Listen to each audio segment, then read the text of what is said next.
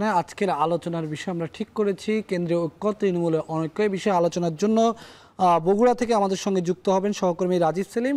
রাজীব, আপনার সঙ্গে আমি দেখতে পাচ্ছি অনেক সাধারণ মানুষজন আছেন, একই সঙ্গে বিএনপি এবং জামাতের দু তিনজন নেতা আছেন আপনার সঙ্গে। আপনার মাধ্যমে তাদের সঙ্গে একটু আলোচনা করতে চাই, তাদের আলোচনা শুনতে চাই, তাদের বক্তব্য শুনতে চাই। এই প্রসঙ্গে যখন গত তিন দিন ধরে আমরা দেখছি যে রাজনৈতিক দলগুলোর কেন্দ্রীয় পর্যায়ে নানা ধরনের ঐক্যের কথা শোনা যাচ্ছে, যেই দূরত্ব ছিল সেই দূরত্ব কাটিয়ে তারা কাছাকাছি অনেকটা চলে এসেছে।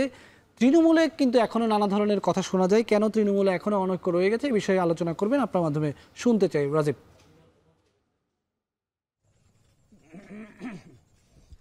বেলায়েত, কেন্দ্রীয় পর্যায়ে রাজনৈতিক দলগুলোর কেন্দ্রীয় পর্যায়ে অর্থাৎ নীতি নির্ধারণী পর্যায়ে যতটা ঐক্য দেখা যায় কিংবা গেল 2-3 দিন ধরে যে ঐক্য দেখা যাচ্ছে, ঠিক উল্টো চিত্র কিন্তু তৃণমূলের রাজনীতিতে।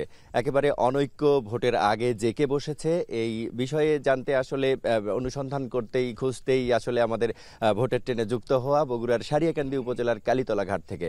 আজকের আলোচনায় আমাদের সাথে যুক্ত রয়েছেন দুজন জামায়াত নেতা এবং দুজন বিএনপি নেতা। আমি একটু পরিচয় করে দিই।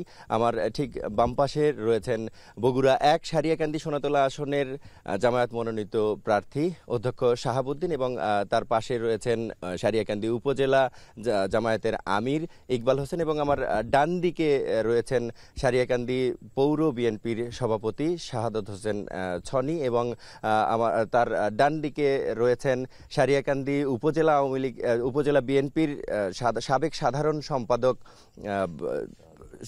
শাহজাদ হোসেন পল্টন।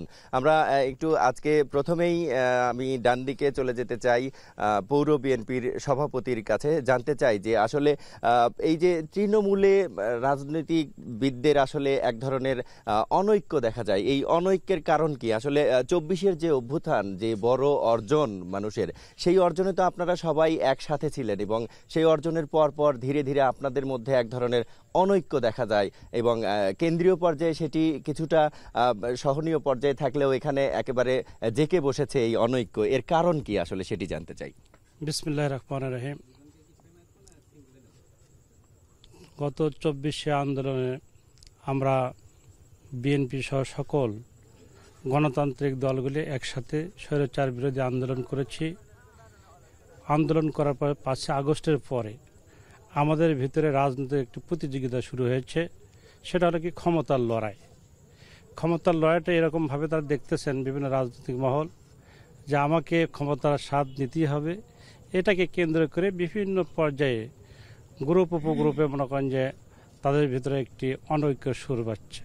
কারণ আমরা বিগত দিনে আন্দোলন সংগ্রাম করেছি সকল গণতান্ত্রিক রাজনৈতিক দলগুলো একত্রিত হয়ে, কিন্তু আমাদের যেটি স্বপ্ন ছিল, যেটা আশা ছিল যে আমরা গণতান্ত্রিক ফ্যাসিবাদ মুক্ত যে রাষ্ট্রটি কায়েম হয়েছে, এখানে আমরা সকলে মিলে গণতান্ত্রিক চর্চার মাধ্যমে যার ভোট আমার ভোট আমি দেবো, যাকে খুশি তাকে দেবো, এরকম একটা প্রতিপাদনে আমরা আগেছি। কিন্তু ইদানিং দেখা যাচ্ছে যে আমরা যে আশা নিয়ে ঐক্যবদ্ধভাবে আন্দোলন করেছি তার মধ্যে কিছু রাজনৈতিক অনৈক্য সৃষ্টি হয়েছে। ফ্যাসিবাদের কিছু দোসরদেরকে একটি সংগঠন তাদেরকে পৃষ্ঠপোষকতা করতেছে, এই কারণে মনে করেন যে আমাদের তৃণমূলে একটি বিভেদ আমরা আর কি মনে করি, তাছাড়া আর কোনো কিছু না। ধন্যবাদ শাহাদত ভাই। আমরা একটু বাম দিকে চলে যাই আমাদের শাহাবুদ্দিন সাহেবের কাছে। তার কাছে জানতে চাই যে আমার পাশ থেকে একটি অভিযোগ এটি বলা যায় যে আওয়ামী লীগের যারা রয়েছেন তাদেরকে পুনর্বাসন করা হচ্ছে আপনাদের সংগঠনের মধ্য দিয়ে। আসলে এটি আপনি কিভাবে ব্যাখ্যা করবেন? আলহামদুলিল্লাহ, বিসমিল্লাহির রহমানির রহিম। যারা দেখছেন তাদের সবাইকে আন্তরিক ধন্যবাদ। আজকে তৃণমূল থেকে একটি বিষয় জানার জন্য আপনারা এসেছেন, এদের আপনাদেরকে ধন্যবাদ জানাচ্ছি। প্রথম কথা হলো যেটা প্রথম প্রশ্ন ছিল ওখানে, সেই প্রশ্নটার জবাবটা আমার কাছে তো একটু হওয়া দরকার।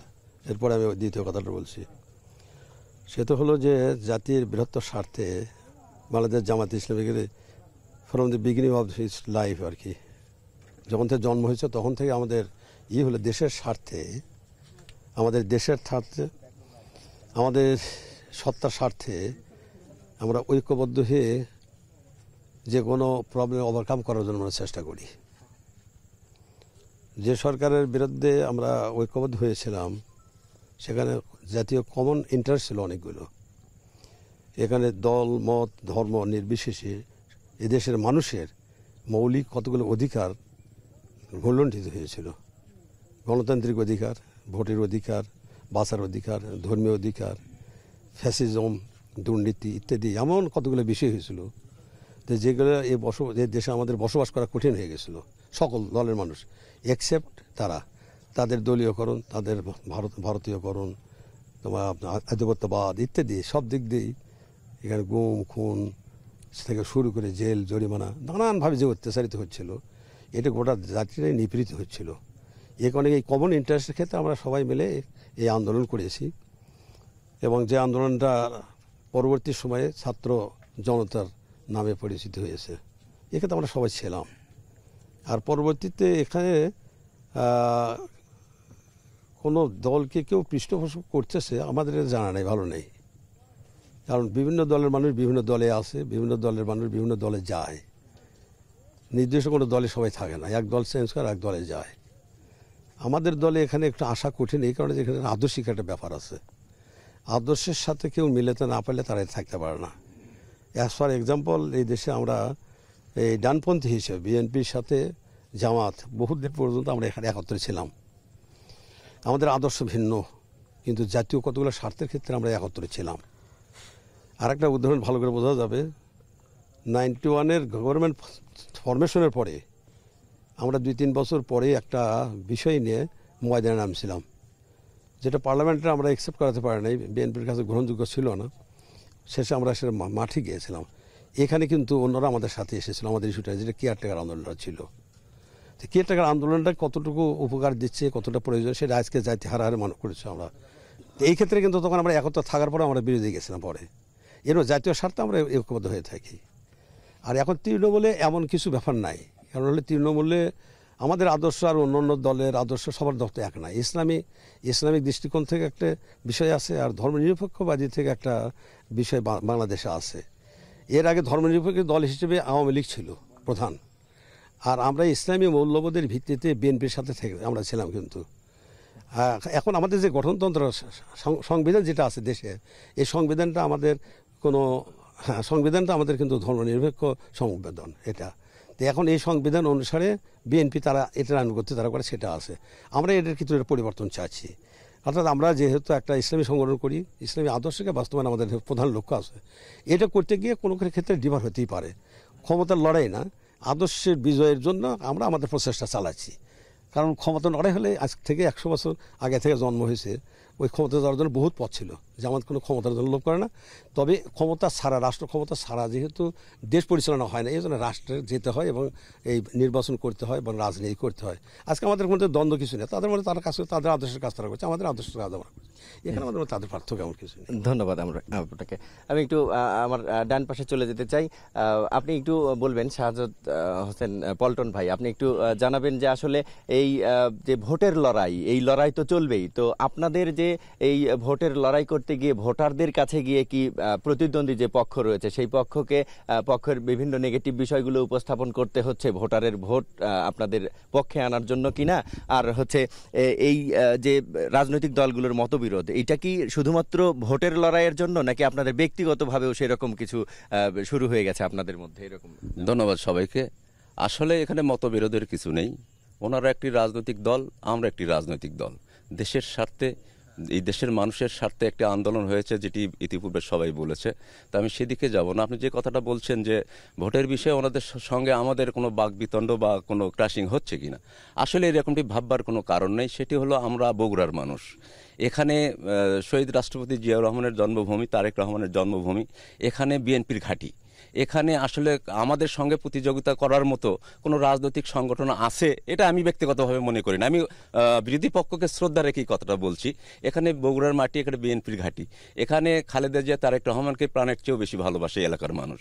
এখানে শতভাগ মানুষ বিএনপিকে পছন্দ করে, আর কিছু কিছু মানুষ তো থাকবেই। তো আমি বিশ্বাস করি আপনাদের মাধ্যমে বলতে চাই, সেটি হলো যে এখানে আমাদের ধানের শীষের প্রার্থী মনোনীত প্রায় হয়ে গেছে, আমাদের সাবেক সফল সংসদ সদস্য কাজী রফিকুল ইসলাম। তো আমরা বিশ্বাস করি এবং সাহেগান্ধী বগুড়াবাসী সোনাতলাবাসী সবাই জানে। ইনশাল্লাহ আগামী দিনে ভোট সুষ্ঠু হলে নিশ্চিতভাবে বলতে পারি এই আসনটিকে আমরা আমাদের প্রিয় নেতা খালেদা জিয়া এবং তারেক রহমানকে উপহার দিতে সক্ষম হব ইনশাল্লাহ। ধন্যবাদ পল্টন ভাই।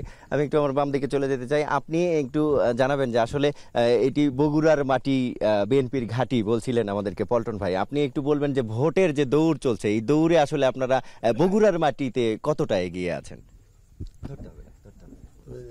আসসালামু আলাইকুম।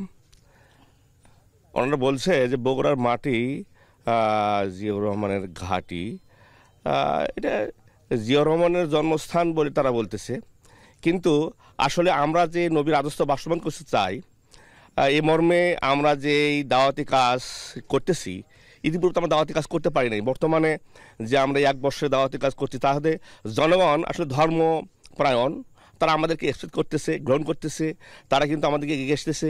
এজন্য আমরা আশাবাদী যে আসলে ধর্মপ্রাণ মুসলমান তারা নবীর আদর্শকে বাস্তবায়ন করতে চায়। আল্লাহর আইন মোতাবেক এই দেশটাকে একটা শক্তিশালী এবং সুখী সুন্দর সন্ত্রাসমুক্ত বাংলাদেশ মানুষ চায়, দুর্নীতিমুক্ত চায়। এভাবে এজন্য আমরা আশাবাদী যে জামাত ইসলামকে মানুষ এখন গ্রহণ করতেছে, দলে দলে তারা জামাত ইসলামে আসতেছে। ধন্যবাদ আপনাকে। বেলায়েত, শুনছিলেন তৃণমূলের রাজনীতির ঐক্য অনৈক্য নিয়ে বিভিন্ন রকম মতবিরোধ, বিভিন্ন রকম মতভেদ রয়েছে, তাদের ভোট নিয়েও চলছে ভোটের লড়াই। তারা একই এলাকার মানুষ, কিন্তু রাজনৈতিক মতাদর্শ ভিন্নতার কারণেই আসলে তাদের এই যে তৃণমূলের যে অনৈক্য, এটি উঠে এসেছে আজকের আলোচনায়। শুনছিলেন বেলায়েত। ধন্যবাদ রাজীব সেলিম আমাদের সঙ্গে যুক্ত হয়ে জানাচ্ছিলেন বগুড়ার তৃণমূলের যে রাজনৈতিক পরিস্থিতি, সেখানকার যে স্থানীয় নেতারা রয়েছেন তাদের ভাবনার কথা।